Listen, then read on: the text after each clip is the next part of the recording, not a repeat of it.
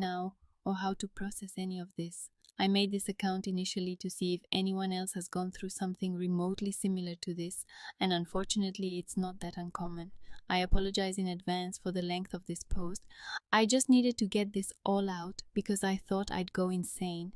I met my wife, we'll call her Sue, in college.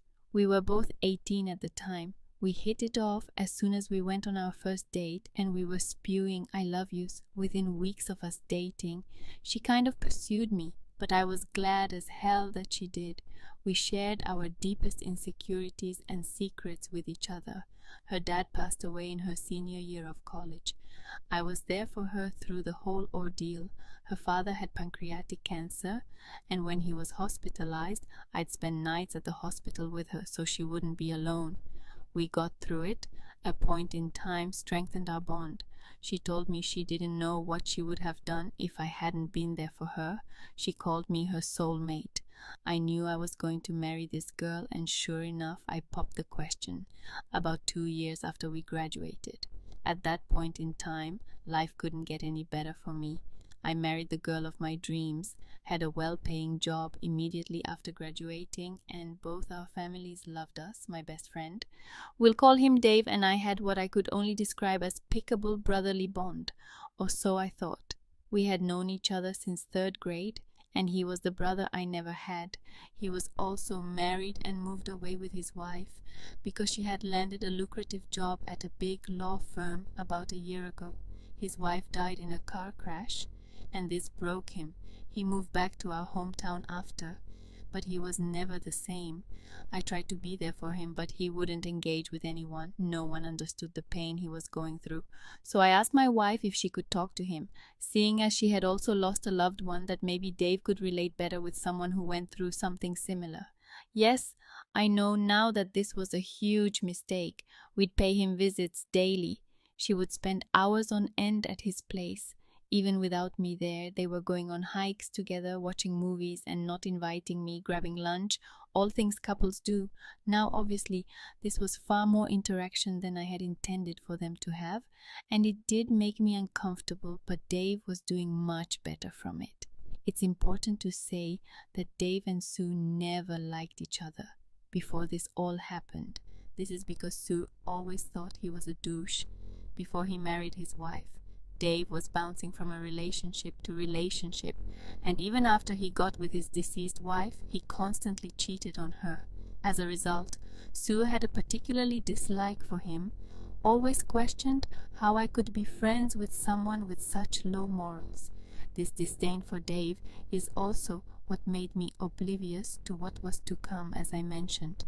Sue and Dave became inseparable, to the point where she would invite him to things I had planned for us as a couple. Moreover, she started portraying characteristics of what I now know to be classic cheater behavior, always on her phone, becoming increasingly distant, little to no intimacy, and coming home very late. At this point, it was all too suspicious. And one day she was texting, and I asked who she was talking to. She said it was one of her girlfriends, and when I asked to see what they were saying, she became very irritated and called me possessive when I talked to Dave about how uncomfortable their friendship was making me. He assured me nothing was up, and even accused me of not trusting him and my own wife. I was getting gaslit. This continued until one day Sue went out again. She said she was going to her sister's for the weekend because she needed some space for me, because I was driving her crazy with my accusations. I was still very suspicious and called her sister to confirm if she was indeed expecting Sue to visit. She confirmed that she was, but Sue had not yet arrived. Mind you, she had left around p.m. and her sister's place is about 4 hours away from where we live. It was now 10 p.m. Something in the back of my head told me to go to my friend's house, so I did. Sure enough, my wife's car is parked a couple of feet away from my friend's house at this point. It was clear as day as to what was going on, and I hate to admit it, but I cried hard after a few minutes. I decided to go in and see if this is really what was happening. I went in through the back door, which I knew would be open. I quietly made my way in, and I could hear my wife moaning. I was shaking when I made it to the door of his bedroom. I could see through the creak my wife bent over on his nightstand. I'll never get that image out of my head. I'm literally crying as I'm writing this down. I pushed the door wide open and they both froze, staring at me. It took every ounce of my being not to beat the living hell out of Dave. I just walked away and got into my car. I could hear them scrambling and my wife started screaming at me to stop and that she can explain. I didn't want to look at her. I don't know what I would have done, so I just drove away. I cried the entire drive home and they were both spamming me with calls.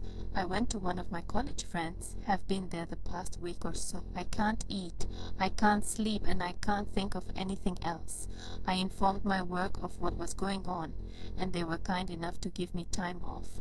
I've been getting phone calls from both Dave and Sue, as well as both our families. I let my family know I was all right and would be back soon, but I haven't responded to anyone else ever since. This hurts so bad. I'm trying to be strong, but my resolve is wavering. How can someone you loved so selfishly do this? I don't know what to do. How do I deal with this? Please help me. Just when you thought there wasn't any more, there's an update. When I looked back on the marriage, and most of it was filled with little else but happy memories, which is why I was trying so hard to find a reason to stay. However, when I started thinking about her cheating, how she and Dave gaslit me and made me question my sanity, the only thing I felt was rage. The deeper I looked, the angrier I got. I will never forget how angry Sue would get when I questioned her on where she'd been home late, or the disgusted look Dave gave me when I asked him, man to man, if there was anything going on between him and my wife. The cheating was bad enough, and even worse was that it was with my best friend. But the gaslighting, the freaking gaslighting, I will never get over it. Fair enough, I was played like the fool I was, but it takes a special kind of person to lie so effortlessly and so well. I don't know how they were able to flip the switch like that. I remember one night when she came home late, about 2 days before I found out, she was telling me how much she loved me and how horny she was when she was driving home thinking about me. Now I'm almost certain she had come home from Dave's, because she wasn't wearing any panties. She had sex with both of us back to back. I freaking kissed her. This whole situation made me feel like a wimp. How could I have let them walk all over me like that? I feel so emasculated. The more I reflected, the more I got the urge to head over to Dave's. But I couldn't. There is no justice for me, not with our justice system. They get to torment me, assault me mentally. But if I retaliate, I'm the one who gets put in jail for who knows how long. I spoke with my lawyer about this, and she urged me not to do anything stupid. Not only would I go to jail, but I would jeopardize my chances in the divorce proceedings. She suggested, I see a therapist, but I don't want to. I don't see the need. I was still getting spammed with emails from Sue, and they were just making me angrier. She was still spewing the same nonsense as before, and how miserable her life would be without me. She even had the nerve to send me Bible verses on forgiveness. If I mattered that much, why do it? I started to go to work again because I wanted to be busy. Being distracted has really helped me cope better, and I don't drink as much as I was at the beginning. One day while at work, I received a letter from Sue. I wanted to just throw it away, but I decided to read it in it. She talked about her individual counseling and how it helped her discover some underlying issues she was having with herself, the biggest of all being her low self-esteem. She explained that the discrepancy in our attractiveness made her feel very self-aware, and that deep down she wanted to feel desired by someone other than me. According to her, her sister has always been much prettier than her, and this contributed to her low self-esteem. She said that even though she knew I was attracted to her, and that I made her feel beautiful, she sought that validation from someone else. She apologized again and said it wasn't an excuse, but that she was simply looking for a way to make sure it never happens again should I decide to give her another chance. She then proceeded to ask if we could try marriage counseling to work things out. I still didn't respond to anything she or her family sent me at this point, so I just ignored it anyway. I started the divorce proceedings, and the first order of business was splitting our finances, and unfortunately I couldn't untangle myself from her without her consent. We each have separate accounts as well as a joint savings account, and unfortunately, I can't take what I'm entitled to from it without her, even though I make significantly more than she does and have contributed the most to the money in that account. I'll probably have to split it with her 50-50, so I just proceeded with filing the divorce papers. She was served a few weeks ago, and then the crap show started. The very day she was served, she showed up at my apartment with the divorce petition in her hands. I don't know how she found out where I was. We just stared at each other for what felt like forever, and all the pain from that night came back. All the emotions I felt returned with renewed vigor. I almost teared up again, but I didn't. She looked like she had been crying, and she rushed towards me and tried to give me a hug. I gently pushed her away, and that somehow made her hysterical. She started shouting, asking why I was giving up on us so easily, and if we could just talk it out. At this point, I figured I just wanted to get away from her. Looking at her gave me a wave of different emotions, so I wanted to get away before I did or said anything I would regret. I tried going back to my car, and she threw herself on the top of the hood. I asked her what she wanted. She said she just wanted to talk things through, that we couldn't end our marriage in such a manner without at least clearing the air. I relented, because she was clearly not taking no for an answer and was making a scene. We got into my apartment, and I just sat down and listened to what she had to say. Again, she said she would do anything to save our marriage, that she doesn't love Dave, that she's sorry. She said she did some research on how we can move forward and suggested a trial separation. In this separation, she said I could date whoever I wanted, that I should hold off on the divorce and at the very least give her the chance to mend our friendship and then our relationship as husband and wife. She suggested a lot of other crazy stuff, like a one-sided open marriage in my favor, tried showing me stories of other couples who have survived infidelity, and even suggested that we should just move to a different state or even a different country.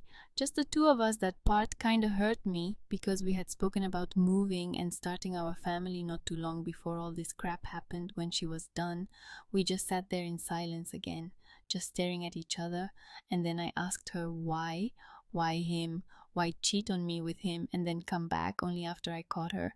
She started sobbing really hard when I asked all these questions.